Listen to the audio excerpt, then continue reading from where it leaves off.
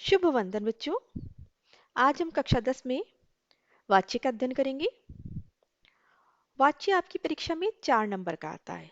अगर बच्चों आप इसको ध्यान से देख लोगे ना तो आपके ये 4 नंबर पक्के हैं। ठीक है, तो आइए पढ़ते हैं वाच्य। वाच्य कहते किसे हैं? वाच्य कहते हैं बोलने का विषय, अर्थात क्रिया के जिस रूप से वाक्य में कर्ता, कर्म और भाव का पता चलता है उसे हम वाच्य कहते हैं। ठीक है, सीधा सिंपल सा है। अब देखिए इसके 3 रूप होते हैं, कर्तवाच्य, कर्मवाच्य और भाववाच्य। तो सबसे पहले हम कृतवाच्य के बारे में पढ़ते हैं। कृतवाच्य क्या होते हैं? क्रिया के जिस रूप से वाक्य में कर्ता की प्रधानता होती है उसे हम कृतवाच्य कहते हैं। देखिए जहां पर कर्ता प्रमुख होगा, जहां पर अधिकतर ध्यान पूरे वाक्य में पूरा ध्यान कर्ता के ऊपर जाएगा, कर्ता के अनुसार ही लिंग वचन क्रिया सब चेंज होंगी, वो कर्तवाच्य कहलाता है। इसमें क्रिया का सीधा संबंध कर्ता से होता है। लिंग व वचन भी कर्ता के अनुसार चेंज होते हैं। इसमें क्रिया सकर्मक और अकर्मक दोनों प्रकार की हो सकती है। अब आप सोच रहे होंगे ये सकर्मक अकर्मक क्रिया क्या है, वो भी हम आपको विस्तार से समझा देंगे, अभी आप देख लीजिए।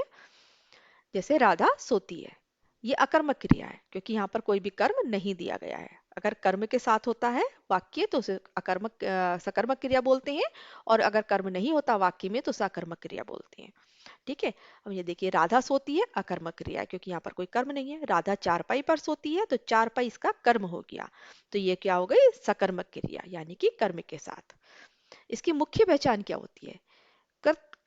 कर्तवाच्य की मुख्य पहचान होती है कि वाक्य में प्राय ने कारक चिन्ह लगा होता है। ने कारक चिन्ह ध्यान रखना, या कोई भी कारक चिन्ह नहीं होता। अब आप सोच रहे होंगे ये कारक चिन्ह क्या होते हैं, तो कारक चिन्ह आपने पढ़े होंगे पहले भी।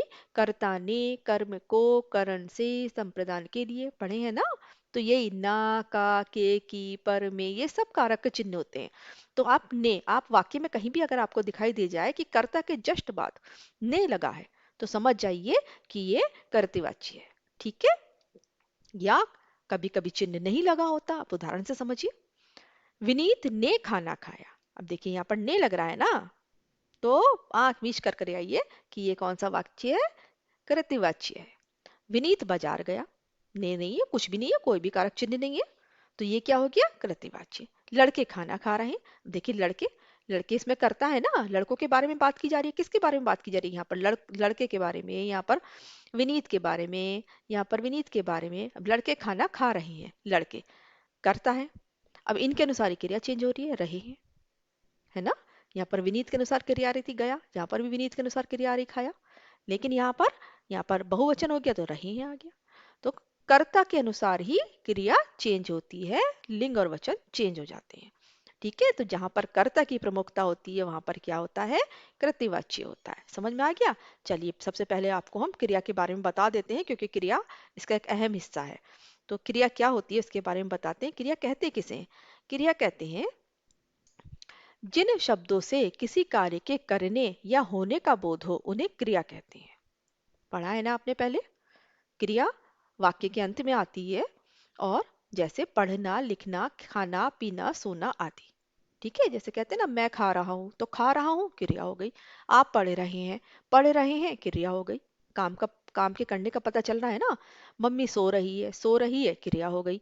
ठीक है, और देखिए वाक्य के अंत में आ रही है। ये दो प्रकार की होती है, एक तो होती है सकर्मक क्रिया और एक होती है अकर्मक क्रिया। अब देखिए बच्चों, आपको पता चल रहा होगा जैसे कि नाम से ही सकर्मक, स का मतलब होता है सहित, कर्म का मतलब कर्म के साथ, कर्म के साथ जो होती है उसे हम सकर्मक क्रिया कहते हैं। जिस वाक्य में क्रिया का अर्थ स्पष्ट करने के लिए कर्म की आवश्यकता पड़ती है उसे हम सकर्मक क्रिया कहते हैं।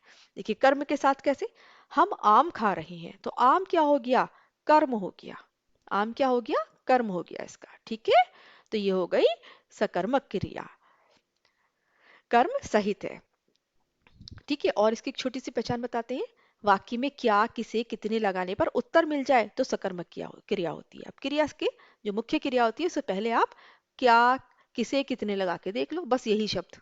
ठीक है, तो आपको अगर उत्तर मिल रहा है तो सकर्मक क्रिया, नहीं मिल रहा है तो अकर्मक क्रिया। चलिए अब अकर्मक क्रिया, इसका अर्थ है देखिए अकर्मक, देखिए नाम को देखिए ध्यान से, अ का मतलब होता है नहीं, बिना, रहित, है ना, और कर्म का मतलब कर्म, कर्म के बिना जो क्रिया होती है उसे हम अकर्मक क्रिया कहते हैं, याद रखिए ना, कर्म के साथ सकर्मक, कर्म के बिना अकर्मक। अ और स का अर्थ समझ जाइए तो समझ में आ जाएगा। ठीक है, जिस वाक्य में क्रिया का सीधा फल कर्ता पर पड़ता है वह अकर्मक क्रिया कहलाती है। जैसे गगन रो रहा है, ठीक है, इसमें कोई भी कर्म नहीं दे रखा, आपको सेंटेंस वाक्य देख लीजिए समझ में आ जाएगा। रमेश पुस्तक पढ़ता है, तो यहाँ पर कर्म क्या है, पुस्तक, है ना। रमेश मुख्य क्रिया से पहले क्या लगा के देखो, रमेश क्या पढ़ता है, पुस्तक पढ़ता है, उत्तर मिल रहा है ना, तो क्या हो गई है, सकर्मक क्रिया। शीला सो रही है, शीला क्या सो रही है, नहीं मिल रहा ना कोई उत्तर, अटपटा सा लग रहा है, तो यह कर्मक क्रिया हो गई। राघव ने पतंग उड़ाई, क्या उड़ाई, पतंग, कर्म दे रखा है इसमें, तो ये हो गई सकर्मक। सुनीता खा रही है, पता ही नहीं क्या खा रही है, तो ये क्या हो गया, सुनीता केवल क्रिया कर रही है, सुनीता खा रही है, अब ये नहीं पता क्या खा रही है, तो ये सीधा क्या हो गया, अकर्मक क्रिया, क्योंकि इसमें कर्म नहीं दे रखा। अगर कहते आप सुनीता केला खा रही है तो हो जाता सकर्मक, ठीक है, और खाली सुनीता खा रही है तो ये क्या हो गया, अकर्मक। मनोज बांसुरी बजा रहा है, अगर हम कहते हैं मनोज बजा रहा है तो होती अकर्मक, लेकिन यहाँ पर कर्म दे दिया बांसुरी, तो ये हो गई सकर्मक।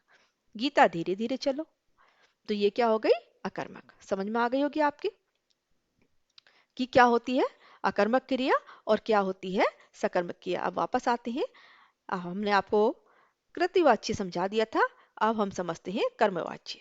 कृतिवाच्य में समझ में आ गया, या तो ने विभक्ति चिन्ह दिया होगा या फिर कोई विभक्ति चिन्ह, कारक चिन्ह, विभक्ति चिन्ह और कारक चिन्ह एक ही होते हैं, कारक चिन्ह को ही विभक्ति चिन्ह कहा जाता है, वो नहीं दिया होगा। ठीक है, अब आता है कर्मवाच्य क्या होता है। अब देखिए, जैसे क्रिया के जिस रूप से वाक्य में कर्म की प्रधानता होती है उसे कर्मवाच्य कहते हैं। जैसे कर्ता की प्रधानता थी ऐसे यहाँ पर कर्म की प्रधानता हो रही है। क्रिया का सीधा संबंध कर्म से होता है, लिंग व वचन भी कर्म के अनुसार होते हैं। देखिए वहां पर क्या था, कृत्यवाच्य में क्या था, कर्म कर्ता के अनुसार लिंग और वचन चेंज होते थे, यहाँ पर कर्म के अनुसार चेंज होंगे। ठीक, और वहां क्या था, क्रिया सकर्मक और अकर्मक दोनों प्रकार की हो सकती है, लेकिन यहाँ क्या है, क्रिया केवल सकर्मक होगी, क्रिया केवल सकर्मक होगी, क्योंकि कर्मवाच्य है, कर्म का मतलब कर्म के साथ वाला वाच्य है, इसलिए क्रिया सकर्मक ही होगी। और कैसे पहचानेंगे आप, वाक्य में कर्ता के साथ से, द्वारा या के द्वारा। देखिए अगर वाक्य में से, द्वारा और के द्वारा लगा है तो फौरन समझ जाइए कि ये कर्मवाच्य होगा या फिर भाववाच्य होगा। ठीक है, कहीं कहीं कर्ता का लोप भी हो जाता है या कर्ता निर्जीव होता है। देखिए सोनिया से गीत गाया गया, देखिए से लग गया ना, तो क्या हो गया, कर्मवाच्य हो गया, और इसमें कर्म भी दिया होगा, गीत इसमें क्या है, कर्म दे रखा है हमें, तो ये क्या हो गया, कर्मवाच्य हो गया। पहले तो हमने पहचाना कि इसमें से लग रहा है, दूसरा क्या पहचाना हमने कि इसमें तो कर्म भी दिया है, तो ये कर्मवाच्य हो गया। ठीक है, समझ में आ गया ना, इसमें कर्म भी दिया होना चाहिए और से और के द्वारा भी लगा होना चाहिए। ठीक है, कहीं कहीं पर नहीं भी लगता है, जहां पर कर्ता निर्जीव होता है, यहाँ तो कर्ता सजीव है, सोनिया तो सजीव है, इसमें जान है, लेकिन कहीं कहीं पे क्या होता है, कर्ता निर्जीव होता है, तो वहां पर क्या होता है, कर्मवाच्य होता है। अब देखिए यहाँ पर देखिए अगला अगला वाक्य देखिए, पतंग उड़ रही है। अब पतंग क्या है, निर्जीव है ना, सजीव तो नहीं है ना, तो ये पतंग क्या है, करता है अपने आप में। अब पतंग अपने आप तो नहीं उड़ रही होगी, किसी के द्वारा उड़ाई जा रही होगी, तो के द्वारा का हो गया, यूज हो गया, है ना। पतंग अपने आप तो नहीं उड़ रही ना, पतंग उड़ रही है यानी कि किसी के द्वारा उड़ाई जा रही है, तो इसलिए क्या हो गया, ये यहाँ पर कर्ता का लोप हो रहा है, जिसके द्वारा उड़ाई जा रही है वो समझ में नहीं आ रहा, तो इसलिए ये क्या हो गया, कर्मवाच्य हो गया। विनीत के द्वारा खाना खाया गया, अब देखिए विनीत के द्वारा आ गया ना, एक तो ये और दूसरा कर्म, हमने देख लिया कर्म भी आ गया, तो ये कर्मवाच्य हो गया, मतलब कर्म आना चाहिए, और के द्वारा, से द्वारा या द्वारा आना चाहिए, या फिर कर्ता निर्जीव होना चाहिए। अगर ये शब्द नहीं आ रहे हैं तो कर्ता निर्जीव होगा, जैसे गिलास टूट गया। अब देखिए गिलास टूट गया तो क्या है, गिलास टूट गया, गिलास क्या है, निर्जीव है, आपने देखा यहाँ निर्जीव दे रखा है, तो इसका मतलब ये कर्मवाच्य है। ठीक है, अगर कर्ता हमारा निर्जीव आ रहा है तो ध्यान रखिएगा कर्मवाच्य ही होगा, ध्यान रहेगा। चलिए अब अगला आता है भाववाच्य। बेटा भाव किसे कहते हैं? भाव कहते हैं फीलिंग को, जिसे हम छू ना सके, जिसे हम देख ना सके, वो भाव होते हैं। ठीक है, तो भाववाच्य में क्या होगा? क्या होगा? जैसे कृतिवाच्य में कर्ता की प्रधानता थी, कर्मवाच्य में कर्म की प्रधानता थी, ऐसे ही भाववाच्य में भाव की प्रधानता होती है। क्रिया के जिस रूप से वाक्य में भाव की प्रधानता हो उसे भाववाच्य कहते हैं। क्रिया का सीधा संबंध भाव से होता है। जैसे अब इसकी पहचान क्या है? वाक्य में कर्ता के साथ से, द्वारा, के द्वारा कारक चिन्ह का प्रयोग होता है। अब आप सोच रहे होंगे कि मैडम ने ये तो कर्म में भी बताया था, अब ये भाव में भी बता रही है। तो बेटा दोनों में लगा होता है ये। ठीक है, भाव में भी होता है और कर्म में भी होता है। अब हम कैसे पहचानेंगे? अब देखो आगे कैसे पहचानेंगे। ऐसे वाक्यों में क्रिया सदा एक वचन व पुल्लिंग होती है। याद रखो, पक्का याद कर लो कि क्रिया क्या होगी? भाववाच्य में एक वचन होगी और पुल्लिंग होगी। ठीक है, भाववाच्य में क्या होगी? एक वचन और पुल्लिंग। ठीक। और दूसरी बात क्या याद रखने की है कि क्रिया अकर्मक होगी। वहां सकर्मक थी, यहाँ अकर्मक होगी। कर्म नहीं दिया होगा ऐसे वाक्य में, भाववाच्य में। ठीक, याद आ गया? दो तीन बातें याद रखो कि एक तो के, से द्वारा, से ये लगा होता है, और नहीं लगा है तो आप ये देखिएगा कि क्रिया एक वचन और पुल्लिंग है या क्रिया अकर्मक है या सकर्मक है। आप एकदम पहचान जाएंगे कि भाववाच्य है, कर्मवाच्य है। ठीक है, अब देखिए कुछ उदाहरण देखिए। रवि से चला नहीं जाता, से आ गया ना, तो इसका मतलब ये क्या हुआ? भाववाच्य होगा या फिर कर्मवाच्य होगा, क्योंकि दोनों में ही लगता है। अब हम कैसे पहचाने कि भाववाच्य है? अब देखिए इसकी क्रिया देखिए, नहीं जाता। नहीं जाता पुल्लिंग और एक वचन है ना? है पुल्लिंग भी है, जाता और एक वचन भी है। आगे समझ में हो गया भाववाच्य? रात भर कैसे जागा जाएगा? जागा जाएगा पुल्लिंग एक वचन है। ठीक है, अब चला जाए, चला जाए पुल्लिंग एक वचन है। तो क्या हो गया? ये भाववाच्य हो गया। बच्चों से कैसे पढ़ा जाएगा? पढ़ा जाएगा पुल्लिंग एक वचन है और यहाँ पर से आ गया। समझ आ गया? देखिए और कुछ बता देते हैं। कर्मवाच्य को केवल कृतिवाच्य में ही बदला जा सकता है और भाववाच्य को केवल कृतिवाच्य में ही बदला जा सकता है। ठीक है, समझ में आ गया? जब वहां पर कर्म दिया ही नहीं होगा तो कैसे बदला जाएगा? ठीक है, चलिए अब जल्दी से आपको इसका एक चार्ट के द्वारा आपको समझा देते हैं कि क्या होता है वाच्य। अब देखिए वाच्य के दो भेद होते हैं वैसे तो, जिनको हम कृतिवाच्य अकृतिवाच्य कहते हैं। ठीक है, लेकिन और अकृतिवाच्य के दो भेद होते हैं, कर्मवाच्य भाववाच्य। ठीक है, तो यहाँ पर हम कृतिवाच्य, कर्मवाच्य और भाववाच्य लेते हैं। मेनली हम इन्हीं को लेते हैं। कृतिवाच्य क्या होता है? फटाफट आपको इसका रिवीजन करा देते हैं।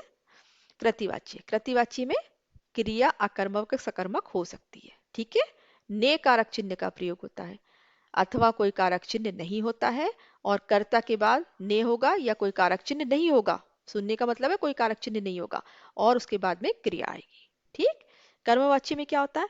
से, द्वारा, के द्वारा लगा होता है। यहाँ भी लगा होता है। भाववाच्य में भी से, द्वारा, के द्वारा लगा होता है। ठीक है, दोनों वाक्य में। लेकिन यहाँ सकर्मक क्रिया होती है कर्मवाच्य में और यहाँ भाववाच्य में अकर्मक क्रिया होती है। यहाँ पर लिंग और वचन भी कर्म के अनुसार होता है, क्योंकि कर्मवाच्य तो कर्म के अनुसार होगा। यहाँ क्या होगा? यहाँ भाव के अनुसार होगा। और अधिकतर निषेधात्मक वाक्य होते हैं। ठीक है, निषेधार्थक वाक्य होते हैं और पुल्लिंग क्रिया होती है और एक वचन में होती है। आप इसको याद रखो और देखिए आप सारे वाक्य एकदम बना जाएंगे, एकदम से समझ जाएंगे। आशा है समझ में आ गए होंगे आपको मेरा ये वाक्य। अगर आपको ये वीडियो अच्छी लगे तो शेयर करिए, कमेंट करिए और सब्सक्राइब करना ना भूलिए। धन्यवाद, नमस्ते।